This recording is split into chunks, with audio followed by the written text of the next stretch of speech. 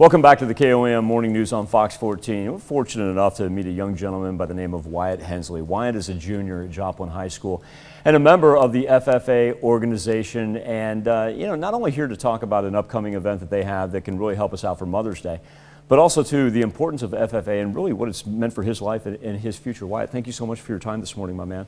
It's been a pleasure meeting and talking with you. Let's start with the FFA plant sale. This is put on by alumni, boosters, and also before we get into the specifics of the plant sale, what does this mean for the long-term sustainability of FFA when you put on an event like this?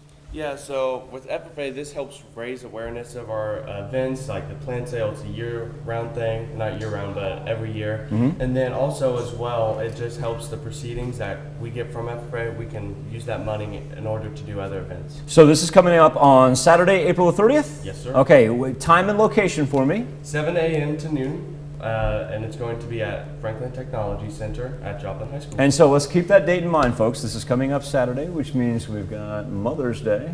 Oh, yeah. Mother's Day coming up, so it's a great opportunity to not only support this wonderful organization, but also to maybe come up with a gift. I got you.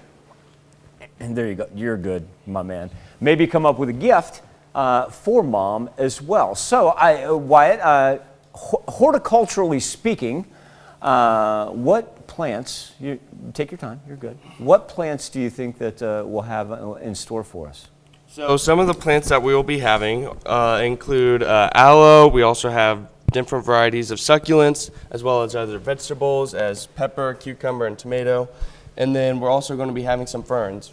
And then a bunch of other plants that I cannot pronounce. That's it. You know what? I can't pronounce them either. But also, too, I understand there's even a chance that I can get fed if I show up early enough. Yes, from 7 a.m. to 10:30, we'll also be having a pancake feed as well. You can come by, get your pancakes, eat some breakfast, and we're also going to be having a silent auction as well there, too. All right. So once again, that's coming up on Saturday, April the 30th. That's on the 2200 block of Indiana Avenue in Joplin. Trust me, you can't miss it once you get close. I want to dive into a little bit about FFA. Earlier, you and I were talking about the demographics, about what this group involves, because people may think, oh, FFA, Future Farmers of America. Mm-hmm. I didn't grow up in a rural background. I don't know if that organization fit. But you were telling me, I don't want to call you, you're not a city kid, but you said it yourself. I live in the city, yeah. You live in the city. Mm-hmm. What drew you to FFA? The biggest part was family. So my brother was in FFA, my grandfather actually taught FFA, and so I just have a rich history in FFA, and I wanted to continue that. But if you were to run into one of your classmates who lives in the city, like you currently do, how would you entice them and tell them about the benefits and how FFA? Maybe they don't have any farming in their background. Maybe they don't have a family lineage like you do. How do you convince them that it'll help them in the long run? The biggest thing I always say is that you can meet new people, and you can also gain new skills like leadership, communication skills, and other important skills that will be necessary in the future. One of the things that I always think about when you come into an organization like this is the networking opportunities and what's available, because you bring up a rich family history, but also to those who have come before you that have now branched out and maybe made their way into the world, may look at the letter in the patch on your jacket there and be like, I know what that young man or woman has done and what they can accomplish. Yeah. Have you noticed that's been one of the impacts of FFA for you? Yeah, just the outreach of people who have also been in FFA and just being able to have that connection with them. What is the group like at Joplin? Kind of give us an inside perspective, because you were telling me that it is a mix between perhaps people that may have a farming background and those that don't. What have you found being inside of that group? What is that like? Joplin FFA, it's really fun. Like you said, we have different demographics of people from the city, people from the country, and they actually mix surprisingly well. We have a fun time and we do many activities. Talk us through some of those activities, because you mentioned this as a fundraiser that makes your organization sustainable and allows you to take trips and reach out and develop those leadership skills and those characteristics as you get older.